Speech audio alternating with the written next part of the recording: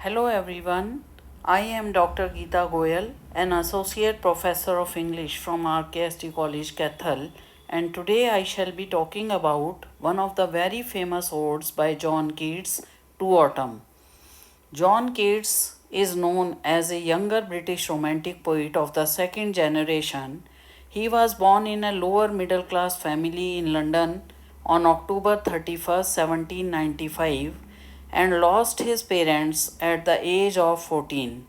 And at the age of 21, he became a qualified doctor.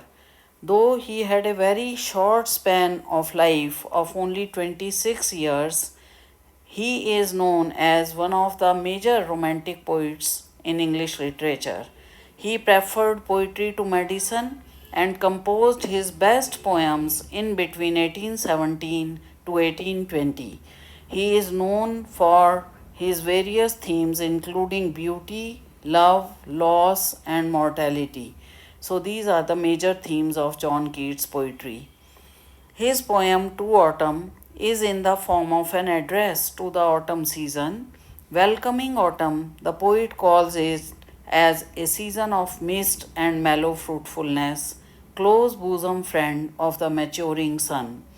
To Autumn has been regarded as one of the most notable odes of John Keats and known for its personification and sensuous imagery, in which the poet describes not only the blessings of the season and depicts it as a season of plenty and happiness. While welcoming the autumn season, the poet calls it as a season of mist and mellow fruitfulness, and personifying it calls it close bosom friend of the maturing sun. The use of metaphor in the very first line draws a picture of misty atmosphere of haziness that spreads all around during the season. Through personification, autumn has been presented as the best friend of the sun because during autumn fruits are naturally filled with sweet juices as they automatically get ripened on the branches and contain the original sweetness and taste. The sun, as the intimate friend of autumn, helps in ripening the fruits with its rays. Further, the picture of the thatched roofs of the cottages is filled with the vines loaded with fruits and the image of the trees bent down with apples along the cottages gives a beautiful pictorial image. How trees are overloaded with apples that bend under their weight. Keats says that to bend with apples the most cottage trees and fill all fruit with ripeness to the core. This is the beauty of the autumn season. This is the bounties of the autumn season that John Keats describes in the first paragraph. And in the next line, he says that the gourds they grow big and hazelnuts are filled with sweet kernel, and it is a season when there is blooming of flowers so many that the bees get cheated as they think that warm days will never cease. Warm days will never come to an end because their cells are overbrimmed with honey during the season. Now look at the choice of words mellow fruitfulness,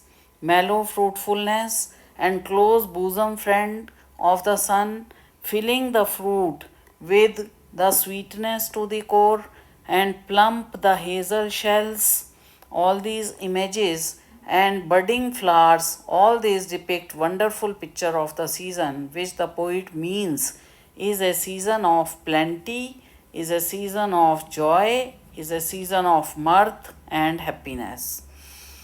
If we look at the next stanza, the next passage begins by asking a question and then giving a reply by the poet himself when he says, Who hath not seen thee oft amid thy store? Now look at the word oft.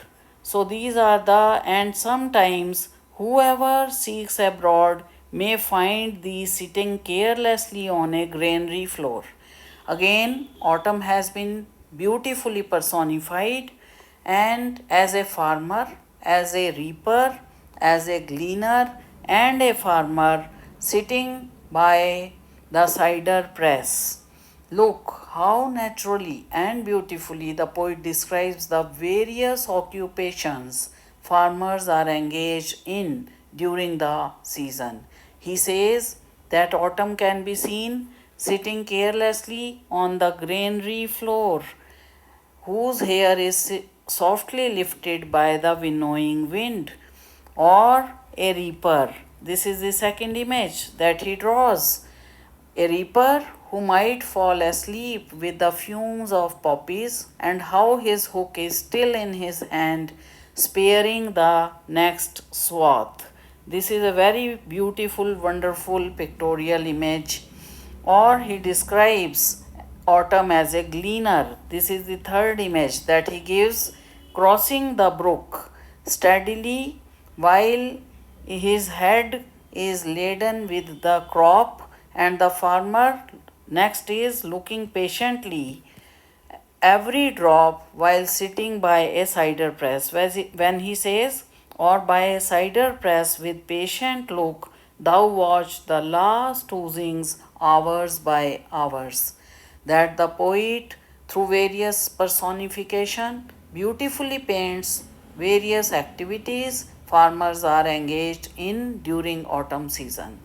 Winnowing wind, drowsed with the fumes of poppies, or keeping his head steady across the brook, present the spirit of the autumn's true sense.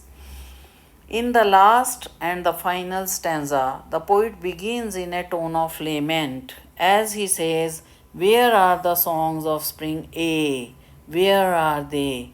But in the very next moment, very next line, he realizes that autumn has a music of its own.